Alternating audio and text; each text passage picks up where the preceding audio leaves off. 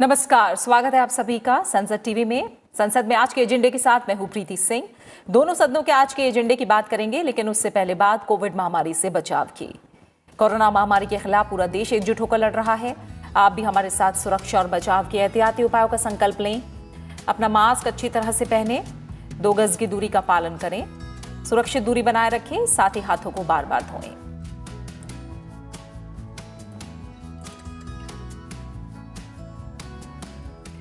और आइए अब शुरुआत करते हैं संसद में आज के एजेंडे की सुर्खियों के साथ। जल शक्ति मंत्रालय के कामकाज पर चर्चा का राज्यसभा में जवाब। आज जल शक्ति मंत्री गजेंद्र सिंह शेखावत देंगे जवाब। रेल, पर्यटन और खाद्य प्रसंस्करण उद्योग मंत्रालय के कामकाज पर भी होगी चर्चा।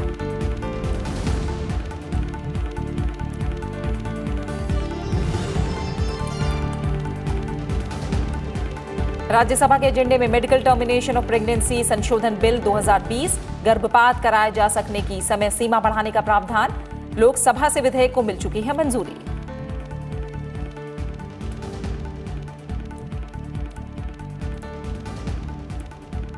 दो 2021-22 के लिए रेल मंत्रालय के अनुदान मांगों पर लोकसभा में आगे की चर्चा और मतदान। शिक्षा, स्वास्थ्य और परिवार कल्याण मंत्रालय के अनुदान मांगों पर भी चर्चा और मतदान आज।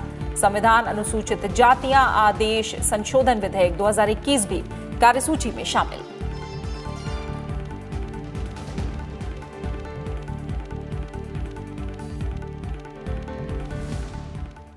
संसद के आज के एजेंडे की बात करें तो दोनों सदनों की कार्यसूची में अहम कामकाज शामिल है। राज्यसभा में 2 अहम विधेयक विचार और पारित किए जाने के लिए एजेंडे में हैं। इनमें मेडिकल टर्मिनेशन ऑफ प्रेगनेंसी संशोधन बिल 2020 और राष्ट्रीय सहबद्ध और स्वास्थ्य देखरेख वृत्ति आयोग विधेयक 2020 शामिल हैं। जल शक्ति मंत्रालय के कामकाज पर चर्चा का आज केंद्रीय जल शक्ति मंत्री गजेंद्र सिंह शेखावत जवाब देंगे।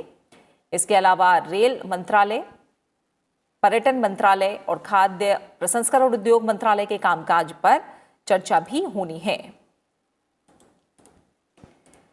साथ ही सदन में अलग अलग विभागों, मंत्रालयों के पत्र और अहम संसदीय समितियों के प्रतिवेदन भी पेश किए जाएंगे। साथ ही प्रश्नकाल के दौरान सदस्य जनहित से जुड़े अहम सवाल पूछेंगे।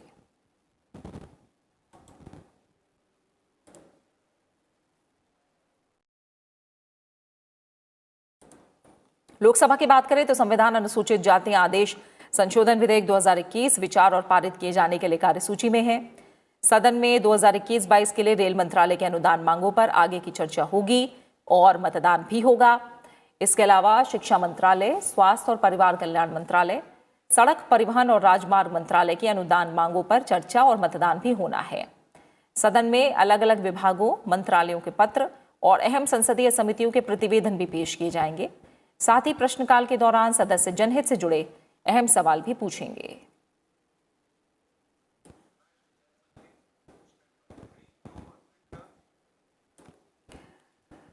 राज्यसभा के एजेंडे में आज अहम मंत्रालयों के कामकाज पर चर्चा शामिल है। जल शक्ति मंत्रालय के कामकाज पर चर्चा का केंद्रीय जल शक्ति मंत्री गजेंद्र सिंह शेखावत आज जवाब देंगे। इससे पहले उच्च सदन में कल जल शक्ति मंत्रालय के कामकाज पर चर्चा शुरू हुई। इस दौरान कांग्रेस, बीजेपी समेत विभिन्न दलों के सांसदों ने अपने विचार रखे। चर्चा पूरी हो चुकी है और आज संबंधित मंत्री चर्चा का जवाब देंगे।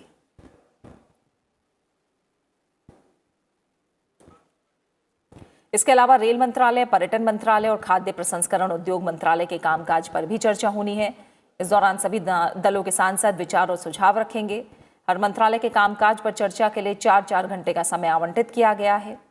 सत्र के दौरान कृषि और किसान कल्याण मंत्रालय, ग्रामीण विकास मंत्रालय और जनजातीय कार्य मंत्रालय के कामकाज पर भी चर्चा होगी।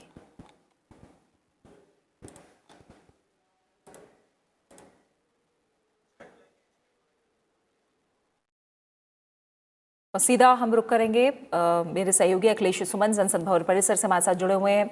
अखिलेश, आज के एजेंडे में हम देख रहे हैं काफ़ी अहम कामकाज शामिल है और ख़ासतौर से अगर मंत्रालयों के कामकाज पर चर्चा की बात करें तो हमने देखा कल जल शक्ति मंत्रालय के कामकाज पर चर्चा पूरी हुई और काफ़ी हमें सुझाव और विचार अलग अलग दलों के सांसदों के सुनने को मिले और अब आज नज़र जल शक्ति मंत्री के जवाब पर भी रहेगी। निश्चित तौर पे प्रीति, कल सोमवार को जब इस सप्ताह के सदन की कार्यवाही शुरू हुई तो सच में बहुत ही सबको एक सकारात्मक दिखाई पड़ रहा था। सारी कार्रवाइयाँ चल रही थी और बहुत अच्छे तरीके से सदन की कार्यवाही में सारे सदस्यों ने भाग लिया और बहुत ही सकारात्मक विचार है। निश्चित तौर पे सरकार की आलोचना भी हुई, जल शक्ति मंत्रालय के कामकाज पे काफ़ी तीखी बहस हुई और काफ़ी आलोचनाएं भी हुई। लेकिन निश्चित तौर पे यह एक ऐसा समय होता है जब सरकार को सदस्यों को की आलोचनाओं को सुनना पड़ता है, उनके सुझाव को भी सुनने पड़ते हैं और उसके आलोक में सरकार को भी एक नज़रिया मिलता है कि क्या है दिशा, क्या है उस मंत्रालय की दिशा। तो जल शक्ति मंत्रालय में जो सबसे एक अहम आलोचना है कि नया मंत्रालय है, 2019 में इस मंत्रालय की स्थापना हुई और एक बड़ी आलोचना ये थी कि आपको जितने फंड एलोकेट हुए हैं उन फंड का उपयोग नहीं हो पा रहा है। तो निश्चित तौर पे आज जल शक्ति मंत्री इस बात का जवाब देंगे कि किस तरीके से फंड एलोकेट हो रहे हैं और किस तरीके से उनका उपयोग भी हो रहा है। जैसा कि बीजेपी के कई सांसदों ने कहा कि आज आप किसी भी गांव में जाइए तो वहां आपको नल दिखेंगे, नल बिछते हुए दिखेंगे। तो एक नल जल मंत्रालय का जो काम है, नल हर घर में नल का पानी पहुंचाने का, जो पेयजल पहुंचाने का, ये काफ़ी अहम और महत्वाकांक्षी योजना है और इसमें पैसे एलोकेट किए गए हैं। और सदस्य का कहना था, बीजेपी सदस्य का, कि हर गांव में इस पर काम चल रहा है। तो निश्चित तौर पे नया मंत्रालय है और गजेंद्र सिंह शेखावत आज इस पर जवाब देंगे। काफ़ी रोचक जवाब सुनने को मिलेगा क्योंकि बहुत सारे लोगों को भी यह जानकारी नहीं है कि गाँव में किस तरीके से ये जो पेयजल पहुँचाने की बात है वो चल रही है। और पेयजल जब पहुंचाना होगा तो उसके लिए टंकियां भी लगानी होगी, मोटर की व्यवस्था करनी होगी। तो एक काफ़ी एक गांव के पूरे स्वरूप को परिवर्तित करने वाली यह योजना होगी। निश्चित तौर पे वो गिनाएंगे कि क्या क्या अड़चनें आ रही हैं और कैसे कैसे राज्य सरकारों का सहयोग इसमें मिलना चाहिए और मिल रहा है। तो काफ़ी रोचक इस पर जवाब सुनने को मिल सकता है आज। प्रीति, बिल्कुल बिल्कुल अखिलेश, आप हमारे साथ बने रहिए। एजेंडे में आगे विधायी कामकाज की भी बात करते हैं। राज्यसभा की कार्यसूची में मेडिकल टर्मिनेशन ऑफ प्रेगनेंसी संशोधन बिल 2020 यानी गर्भ का चिकित्सीय समापन संशोधन विधेयक 2020 भी शामिल है। केंद्रीय स्वास्थ्य मंत्री डॉक्टर हर्षवर्धन 1971 के कानून में संशोधन करने वाले विधेयक पर विचार और पारित करने का प्रस्ताव करेंगे। 1971 का कानून उन स्थितियों को विनियमित करता है जिनमें गर्भपात कराया जा सकता है। ये विधेयक उस समय अवधि को बढ़ाता है जिस दौरान गर्भपात कराया जा सकता है। इसके तहत अगर 20 हफ्ते तक गर्भपात कराना है तो एक डॉक्टर की सलाह की जरूरत होगी। इसके अलावा कुछ श्रेणी की महिलाओं को 20 से 24 हफ्ते के बीच गर्भपात कराने के लिए 2 डॉक्टरों की सलाह की जरूरत होगी। असामान्य भ्रूण यानी फीटल एब्नॉर्मेलिटी के मामले में 24 हफ्ते के बाद गर्भपात पर फैसला लेने के लिए विधेयक में राज्य स्तरीय मेडिकल बोर्ड्स के गठन का भी प्रस्ताव किया गया है।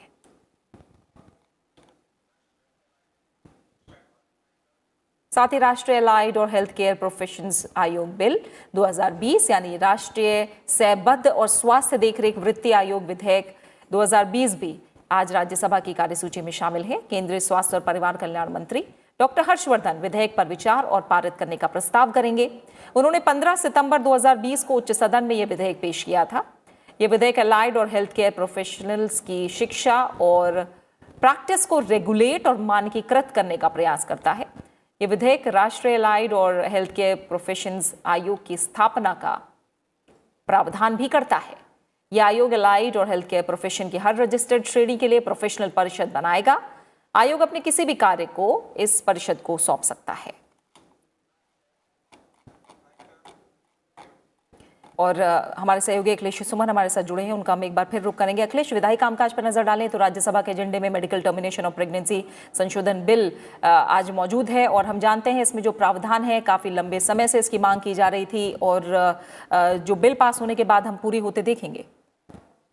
निश्चित तौर पे ये काफ़ी अहम बिल है, खास करके महिलाओं और जो कपल होते हैं उनके लिए सामने कई बार ऐसी समस्याएं होती हैं कि या तो अनचाहे गर्भ हो जाते हैं, कंट्रासेप्टिव काम नहीं करता है, ऐसे में कई बार हो जाता है। तो ऐसी स्थितियों में इस तरह के जो व्यवस्थाएं हैं, जो प्रेगनेंसी को गर्भपात कराने की जो व्यवस्था है उसको एक शिथिल बनाने की भी बात है और उसको ऐसा लचीला बनाने की बात है ताकि एक जो अधिकार है कपुल का, महिलाओं का खास तौर पे अधिकार है कि उन्हें अनचाहा गर्भ नहीं चाहिए, उस अधिकार को सुनिश्चित किया जाए। लेकिन इसके साथ यही इस बात को भी ध्यान में रखना जरूरी होता है कि जो भी जीवन आ रहा है उस जीवन को भी बचाया जाए, उस जीवन को अनावश्यक रूप से उसे नष्ट न किया जाए।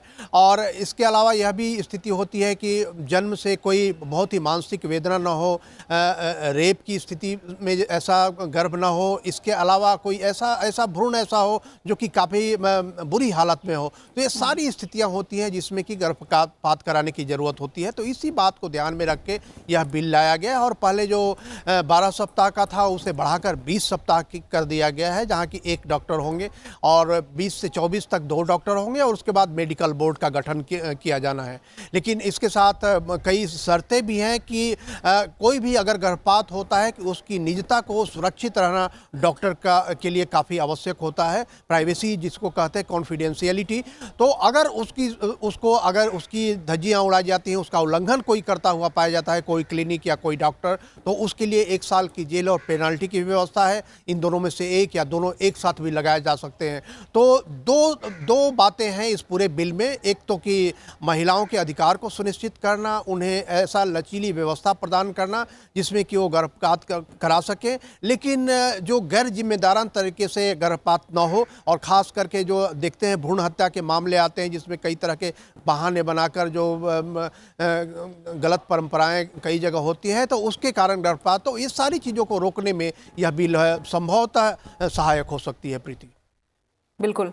और इसके अलावा हम दूसरा जो बिल है उसे देखें तो राष्ट्रीय अलाइड और हेल्थ केयर प्रोफेशनल आयोग बिल 2020, ये भी आज राज्यसभा की कार्यसूची में शामिल है। इसमें हमें मोटे तौर पर बताइए अखिलेश, क्या प्रावधान है और इसके पास होने से किस तरह का लाभ होगा? देखिए, निश्चित तौर पे यह जो बिल है, यह बिल एक मानकीकरण का प्रयास है जिसे हम कहते हैं स्टैंडर्डाइजेशन। ये डॉक्टर के अलावा, डॉक्टर की बात नहीं है इसमें, जो डॉक्टर के अलावा जो टेक्नीशियंस होते हैं, जैसे आपके एक्सरे करने वाले हैं या जो लैब में जांच करने में सहायता करने वाले टेक्नीशियंस होते हैं, या उसके अलावा जो फिजियोथेरेपिस्ट होते हैं, ये जो health allied and health care workers, जिसमें कि आपको व्यक्तिगत तौर पे शुश्रूषा की जाती है, तो ये सारी चीज़ें जो है अगर मानकीकृत नहीं होंगी तो कई बार अगर ऐसा व्यक्ति जो पूरी तरह प्रशिक्षित नहीं है और आपके या तो टेस्ट से या आपके शरीर के साथ कोई शुश्रूषा में कोई गड़बड़ी करता है, तो इसके काफ़ी खतरनाक परिणाम आ सकते हैं। तो इसीलिए इसके मानकीकरण की व्यवस्था भी इस बिल में है और इसी चीज़ों को रेगुलेट करने के लिए कमीशन बनाया जाना है। और जो एक खास तौर पे ये बात कही गई है कि जो हेल्थ एलाइड वर्कर्स, टेक्नीशियंस होंगे, वर्कर्स होंगे, उनके लिए 2000 घंटे का प्रशिक्षण आवश्यक है, कम से कम 2000 घंटे। मतलब आप समझ लीजिए कि तकरीबन 2 से 4 वर्षों तक ये प्रशिक्षण चल सकता है। और उसके अलावा 3600 घंटे जो हेल्थ केयर प्रोफेशनल्स हैं उनके लिए है। तो यह एक पूरी तरह से जो कहते हैं नीम हकीम खतरे जान, उस स्थिति से बचाने के लिए यह व्यवस्था की गई है। और निश्चित तौर पे यह जो एक स्वास्थ्य क्षेत्र है हमारा, वह उस स्वास्थ्य क्षेत्र में एक तरीके का अनुशासन भी लाएगा और एक तरीके का एक जो है कि ऐसी स्थिति होगी जिसमें कि आप के स्वास्थ्य कर्मी जो भी हैं वो पूरी तरह प्रशिक्षित हैं, आप उन पे विश्वास कर सकते हैं। और जैसा कि आप जानती हैं कि डॉक्टर के अलावा भी इन कर्मियों की ज़रूरत होती है, कई बार हम इन्हें फ्रंट वर्कर भी कहते हैं। तो ये कोरोना काल में काफ़ी ये महसूस हुआ कि फ्रंट लेवल वर्कर्स जो काफ़ी महत्वपूर्ण होते हैं, तो यह बिल जो है इस क्षेत्र में काफ़ी कारगर साबित हो सकता है। प्रीति, बिल्कुल। अखिलेश, आप हमारे साथ बने रहिए। अब हम आगे बढ़ते हैं, एजेंडे को देखते हैं और लोकसभा में जो अहम विधायी कामकाज है उस पर नजर डालते हैं। संविधान अनुसूचित जातियां आदेश संशोधन विधेयक 2021 आज लोकसभा के एजेंडे में शामिल है। केंद्रीय मंत्री थावरचंद गहलोत विधेयक पर विचार और पारित करने का प्रस्ताव करेंगे।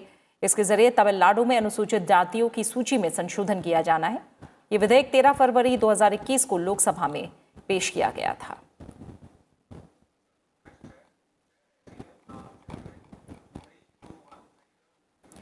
अखिलेश, अगर हम लोकसभा का एजेंडा देखें तो हमें बताइए लोकसभा के एजेंडे के हिसाब से किस तरह से अहम दिन रहेगा आज, और ख़ास तौर से जो संविधान अनुसूचित जाति आदेश संशोधन विधेयक एजेंडे में शामिल है, इसकी ज़रूरत क्यों पड़ी ये भी हमें बताइए, और लोकसभा में आज के एजेंडे में क्या और अहम रहेगा। निश्चित तौर पे प्रीति, देखिए जो सूचनाएं मिल रही हैं, जो लोकसभा और राज्यसभा दोनों में विपक्ष की तरफ से यह कोशिश हो सकती है कि बैंक कर्मियों की जो हड़ताल चल रहे हैं उस मामले को किसी तरीके से उठाया जाए, या तो शून्यकाल में उठाएं या किसी और समय में उठाएं। यह सूचना मुझे मिल रही है कि यह एक बात जो एजेंडे में शामिल नहीं है, लेकिन विपक्ष अपने तरीके से इसे उठा सकता है। इसके अलावा जो लोकसभा का एजेंडा है, खास तौर पे आप देखें तो आज ज़्यादातर डिमांड ऑफ ग्रांट्स है। हाँ। और वो डिमांड ऑफ ग्रांट्स ऐसे होते हैं कि जैसे बजट में तो एक संपूर्ण बजट पारित करा लिया गया, लेकिन उसके बाद जो विभाग होते हैं, जो मंत्रालय होते हैं, उन मंत्रालय में जो खर्च किए जाने हैं और उन मंत्रालय में जिस तरीके से आप सदस्यों को बताना चाहते हैं कि हम खजाने से इतना पैसा निकालना चाहते हैं, तो लोकतांत्रिक व्यवस्था में यह व्यवस्था की गई है कि आपको एक पैसा भी सरकारी खजाने से, मतलब जो एक्सचेकर है, उससे निकालने के लिए आपको संसद की अनुमति लेनी पड़ती है। और यही खूबसूरती होती है लोकतांत्रिक व्यवस्था की कि ऐसे तो लगता है कि सरकार पूरी तरह ताकतवर है, लेकिन ताकतवर सरकारों को भी आके लोकसभा में ये डिमांड ऑफ ग्रांट्स पारित कराना होता है और अपने खर्च करने के लिए अनुमति लेनी पड़ती है।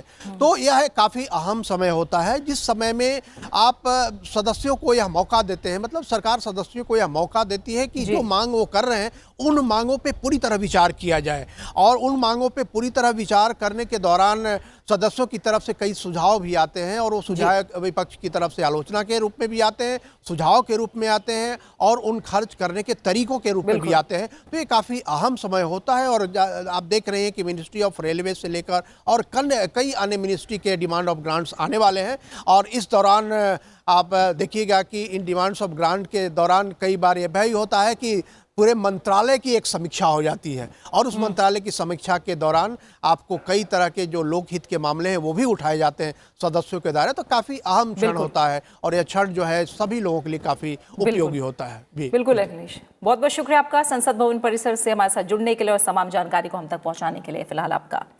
और आगे कार्यसूची की बात करेंगे। राज्यसभा में आज कई अहम संसदीय समितियों के प्रतिवेदन भी सभा पटल पर रखे जाएंगे। सांसद ज्योतिरादित्य सिंधिया और गोपाल नारायण सिंह शिक्षा, महिला, बाल, युवा और खेल संबंधी संसदीय स्थायी समिति के प्रतिवेदन सभा पटल पर रखेंगे। सांसद भूपेंद्र यादव, शिव प्रताप सिंह, के.आर. सुरेश रेड्डी कार्मिक लोक शिकायत विधि और न्याय संबंधी स्थायी समिति के प्रतिवेदन सदन के पटल पर रखेंगे। सांसद डॉक्टर विकास महात्मे और समीर उरांव कोयला और इस्पात संबंधी स्थायी समिति के प्रतिवेदन सभा पटल पर रखेंगे। सांसद डॉक्टर अशोक वाजपेयी और लेफ्टिनेंट जनरल डॉक्टर डी.पी. वत्स रिटायर्ड रक्षा संबंधी स्थायी समिति के प्रतिवेदन सभा के पटल पर रखेंगे। सांसद डॉक्टर अमर पटनायक और महेश पोद्दार वित्त संबंधी स्थायी समिति के प्रतिवेदन सभा पटल पर रखेंगे। सांसद डॉक्टर प्रकाश पांडा और दुष्यंत गौतम श्रम संबंधी स्थायी समिति के प्रतिवेदन सदन के पटल पर रखेंगे। सांसद गीता और रामनाथ ठाकुर सामाजिक न्याय और अधिकारिता संबंधी स्थायी समिति के प्रतिवेदन सभा पटल पर रखेंगे।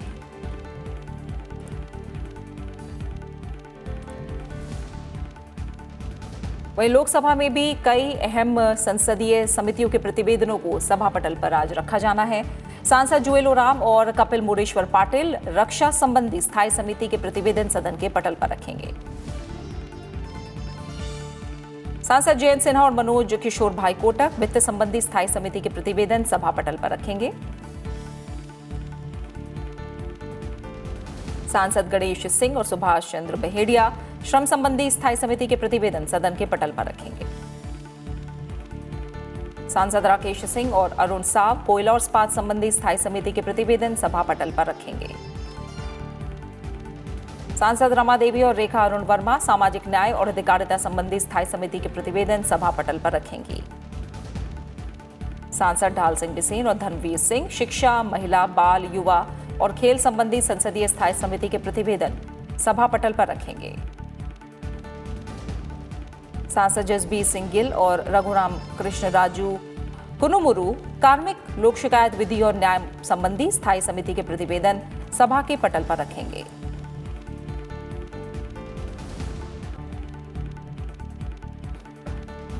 और अब बात प्रश्नकाल की। राज्यसभा में आज कई मंत्रालय से जुड़े अहम सवाल पूछे जाएंगे और प्रश्नों की शुरुआत स्वास्थ्य और परिवार कल्याण मंत्रालय से जुड़े सवालों से होगी। सांसद इरन कडारी पूछेंगे, क्या सरकार ने कर्नाटक में नए चिकित्सा महाविद्यालयों की स्थापना करने के लिए स्थलों का निर्धारण कर दिया है। सांसद सुखराम सिंह यादव पूछेंगे, अब तक कोविड-19 का टीका लगवाने वाले लाभार्थियों का ब्यौरा क्या है। सांसद शमशेर सिंह ढुलो पूछेंगे, क्या सरकार ने आयुर्वेद चिकित्सकों को शल्य चिकित्सा करने की अनुमति दिए जाने का प्रभाव का विश्लेषण करने के लिए कोई अध्ययन कराया है। सांसद प्रभाकर रेड्डी वेमिरेड्डी पूछेंगे, क्या सरकार को देश में मेडिकल दाखिले में अनियमितताओं का पता चला है।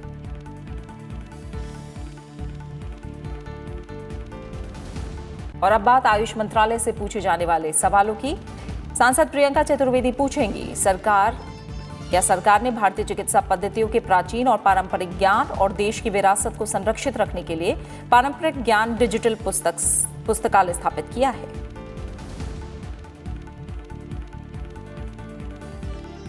सांसद सतीश चंद्र दुबे पूछेंगे, क्या सरकार आयुर्वेद चिकित्सा पद्धति को बढ़ावा देने के लिए कोई विशेष कार्यक्रम चला रही है। सांसद एनआर इलांगो पूछेंगे, क्या राष्ट्रीय चिकित्सा परिषद में सिद्ध प्रणाली के डॉक्टरों को पर्याप्त प्रतिनिधित्व दिया जाएगा।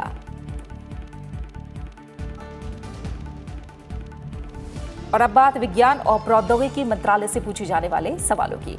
सांसद राजीव सातव पूछेंगे, किशोर वैज्ञानिक प्रोत्साहन योजना की मुख्य बातें क्या हैं, इसके उद्देश्य और लक्ष्य क्या हैं। सांसद विकास रंजन पूछेंगे, सरकार ने किस आधार पर गाय और गौ उत्पादों पर अनुसंधान करने का निर्णय लिया है।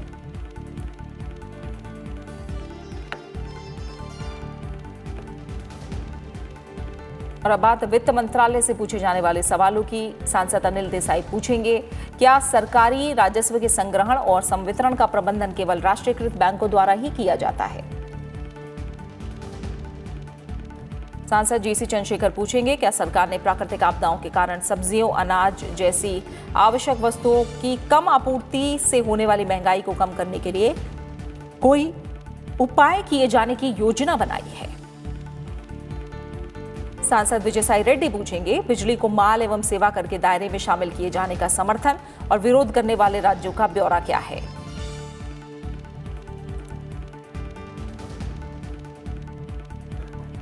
और अब बात कॉर्पोरेट कार्य मंत्रालय से पूछे जाने वाले सवालों की। सांसद अमी याज्ञ पूछेंगी, देश भर में सीएसआर संबंधी गतिविधियों के माध्यम से पर्यावरण, कौशल विकास, जल और स्वच्छता जैसी परियोजनाओं में शामिल गैर सरकारी संगठनों सहित सामाजिक क्षेत्रों में कार्य कर रहे संगठनों की राज्यवार संख्या कितनी है। बात नवीन और नवीकरणीय ऊर्जा मंत्रालय से पूछे जाने वाले सवालों की। सांसद रामविचार नेताम पूछेंगे, छत्तीसगढ़ राज्य के किन किन जिलों को अटल ज्योति योजना में शामिल किया गया है। सांसद टीजी वेंकटेश पूछेंगे, क्या सरकार ने देश में सौर शहरों का विकास आरंभ किया है।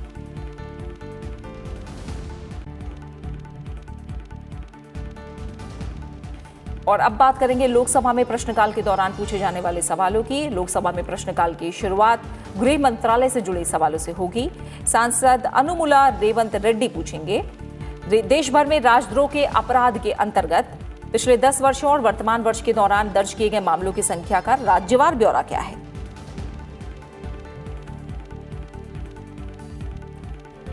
सांसद सुरेश नारायण धानोरकर पूछेंगे, क्या सरकार को जम्मू और कश्मीर संघ राज्य क्षेत्र में स्थानीय नौकरियों के लिए आवेदन करने के प्रायोजन से अधिवास प्रमाण पत्र जारी किए जाने से संबंधित आवेदन प्राप्त हुए हैं।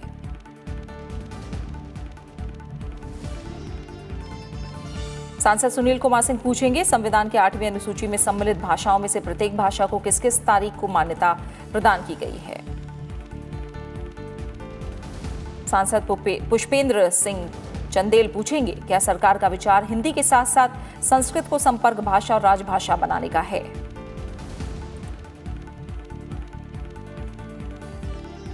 और अब बात कृषि और किसान कल्याण मंत्रालय से पूछे जाने वाले सवालों की। सांसद नितेश पटेल पूछेंगे, क्या गत 3 वर्षों और वर्तमान वर्ष के दौरान देश में टिड्डी दल के हमलों के कारण फसलों को अत्यधिक नुकसान हुआ है। सांसद उत्तम कुमार रेड्डी पूछेंगे क्या सरकार का विचार हल्दी की खरीद और उसके विपणन के लिए निजामाबाद तेलंगाना में किसी हल्दी बोर्ड की स्थापना करने का है। सांसद वांगा गीता विश्वनाथ पूछेंगी गत 3 वर्षों और वर्तमान वर्ष के दौरान राज्यों में माफ किए गए बकाया ऋणों की कुल धनराशि कितनी है।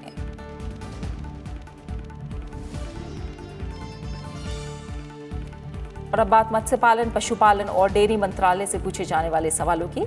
सांसद मीनाक्षी लेखी पूछेंगी क्या सरकार मत्स्य किसान उत्पादक संगठनों को बढ़ावा देने के लिए सहायता प्रदान कर रही है। सांसद दिलेश्वर कामेत पूछेंगे क्या प्रधानमंत्री मत्स्य संपदा योजना के अंतर्गत बिहार राज्य लाभान्वित हुआ है। सांसद रमेश चंद्र मांझी पूछेंगे क्या सरकार देश में जल कृषि को बढ़ावा देने की योजना बना रही है। और अब बात भारी उद्योग और लोक उद्यम मंत्रालय से जुड़े सवालों की। सांसद ईटी मोहम्मद बशीर पूछेंगे सरकार की ओर से सरकारी उद्यमों की रुग्णता को दूर करने के लिए क्या कदम उठाए गए हैं।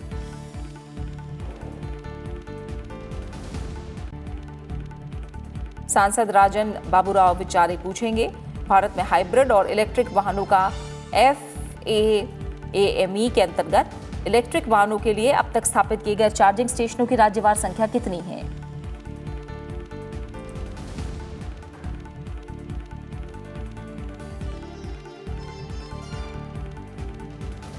और अब बात खाद्य प्रसंस्करण मंत्रालय से पूछे जाने वाले सवाल की। सांसद श्रीकांत एकनाथ शिंदे पूछेंगे महाराष्ट्र में कार्यरत खाद्य प्रसंस्करण इकाइयों और उनमें कार्य कर रहे कर्मचारियों की संख्या का जिलेवार ब्यौरा क्या है।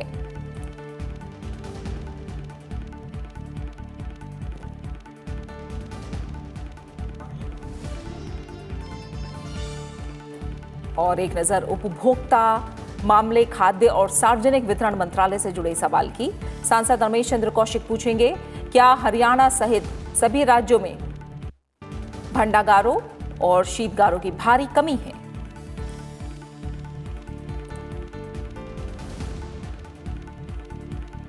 थोड़ी देर में राज्यसभा की कार्यवाही शुरू होने जा रही है, तो अब से कुछ देर में आप देख सकते हैं राज्यसभा की कार्यवाही का सीधा प्रसारण। लेकिन आखिर में एक बार फिर आपसे अपील, कोरोना महामारी के खिलाफ पूरा देश एकजुट होकर लड़ रहा है। आप भी हमारे साथ सुरक्षा और बचाव के एहतियाती उपायों का संकल्प लें। अपना मास्क अच्छी तरह से पहनें, 2 गज की दूरी का पालन करें, सुरक्षित दूरी बनाए रखें, साथ ही हाथों को बार बार धोएं। अपना अच्छे से ख्याल रखिए और मुझे दीजिए इजाजत। नमस्कार।